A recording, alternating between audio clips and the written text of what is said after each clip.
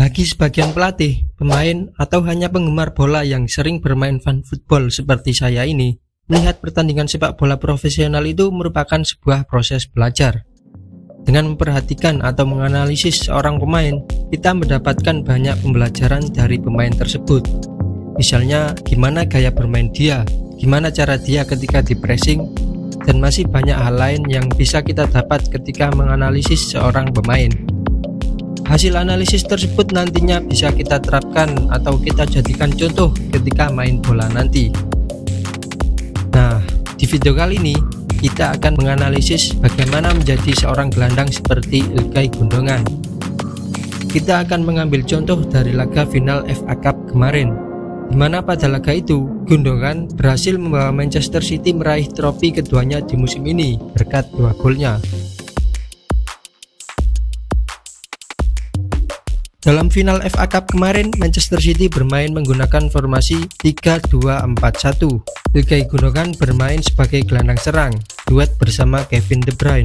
Sedangkan Manchester United menggunakan formasi 4-2-3-1. Dilansir dari WhoScored, Gundogan menjadi pemain dengan rating tertinggi dengan nilai 8,75.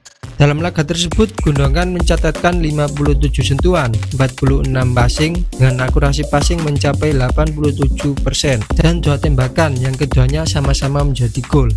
Dari segi defense, Gundogan mencatatkan 1 kali tackle, sekali clearance, dan sekali block. Pada laga kemarin, Manchester Biru berhasil unggul cepat melalui skema kick-off-nya. Kalau kita perhatikan, kick-off Manchester City ini memang sudah disetting oleh Pep Guardiola. Pertama, kita bisa lihat dari yang tendang bola kick-off. Kalau biasanya striker yang akan tendang bola kick-off, tapi di laga kemarin Gundogan yang menjadi penendang kick-off, sementara Haaland langsung naik ke half space kanan. Di sini Gundogan bisa bebas karena center back MU lebih menjaga kedalaman, sementara Fred dan Casemiro marking De Bruyne dan Haaland yang ada di half space kanan.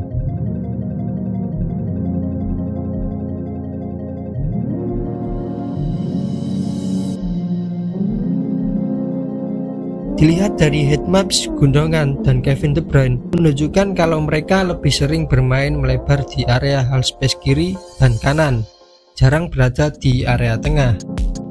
Hal ini bertujuan untuk memancing 2 gelandang bertahan MU untuk keluar dari posisinya, yang membuat pertahanan MU jadi terbuka sehingga bola bisa langsung dipassing ke Haaland. Selain itu, memang salah satu set play serangan dari Manchester City itu memanfaatkan 2 pemain yang berada di half space ini. Ketika Man City melakukan serangan lewat sisi kiri, Gundogan akan melakukan cover dengan menjaga jarak agar tetap dekat dengan pemain pembawa bola. Dengan adanya Gundogan, dia bisa menjadi opsi umpan ketika ruang di depan pembawa bola sudah tertutup, atau bisa juga menjadi cover ketika si pembawa bola kehilangan penguasaan. Jadi bola tetap dalam penguasaan Manchester City. Meski bermain sebagai gelandang serang, Gundogan akan turun mengisi pos gelandang bertahan ketika salah satu dari Rodri atau Stones naik untuk pressing lawan atau bantu penyerangan. Seperti pada momen ini, ketika Rodri pressing Bruno Fernandes, Gundogan akan bergeser untuk mengcover pos yang ditinggalkan Rodri. Tidak hanya di area tengah saja, Gundogan juga akan mengcover posisi ketika salah satu back naik untuk melakukan duel udara ketika mereka mendapatkan bola mati.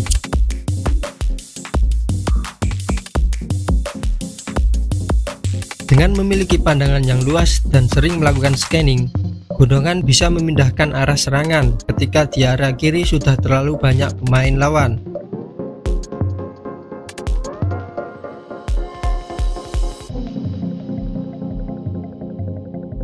Karena memiliki pandangan yang luas tadi, Gundogan juga bisa mengirimkan crossing ke tiang dekat maupun crossing ke tiang jauh. Gundogan melakukan scanning tidak hanya saat akan menerima bola saja, tapi juga saat melakukan dribble. Dia tetap melakukan scanning agar tidak diserobot lawan dari belakang. Coba hitung berapa kali Gundogan melakukan scanning ketika dribble ini. Untuk meminimalisir adanya salah paham antar pemain, Gundogan selalu berkomunikasi kepada rekannya. Gundogan sering terlihat memberikan instruksi atau arahan kepada rekan-rekannya. Misal ketika posisi dia tidak memungkinkan untuk menerima bola, dia akan mengarahkan rekannya untuk lebih memilih passing ke pemain lain. Ketika melakukan cover juga seperti itu. Di sini Gundogan terlihat berkomunikasi dengan John Stones untuk mengisi pos yang ditinggalkan Stones.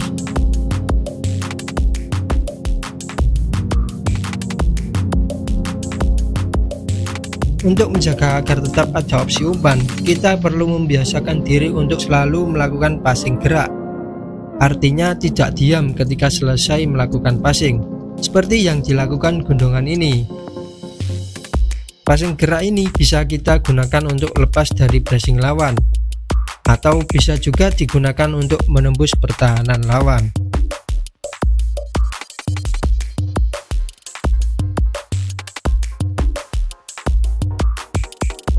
Dalam laga ini Gundogan dimarking ketat oleh Casemiro, mana dia bergerak akan selalu diikuti oleh Casemiro.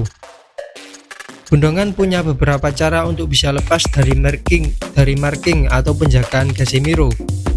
Cara Gundogan ini bisa kamu contoh ketika kamu dimarking ketat oleh pemain lawan. Cara yang pertama dengan melakukan fake run atau lari palsu. Saya biasa menyebutnya check in check out. Contohnya seperti ini.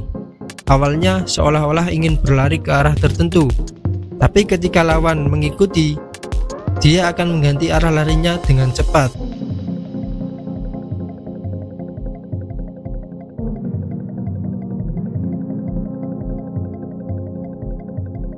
Untuk cara yang kedua, Gundogan menggunakan tangannya untuk menahan laju lari dari Casemiro. Cara ini cocok digunakan untuk umpan-umpan terobosan. Dari video ini kita bisa lihat bagaimana cara menjadi gelandang seperti Ilkay Gundogan. Jadi coba share video ini ke temanmu yang berposisi sebagai gelandang. Dan kalau kamu merasa video ini bermanfaat, kamu boleh like, komen, dan share. Dan jangan lupa juga untuk subscribe channel ini agar saya lebih semangat untuk membuat konten dan sharing informasi yang mungkin jarang kamu temukan di channel lain. Terima kasih.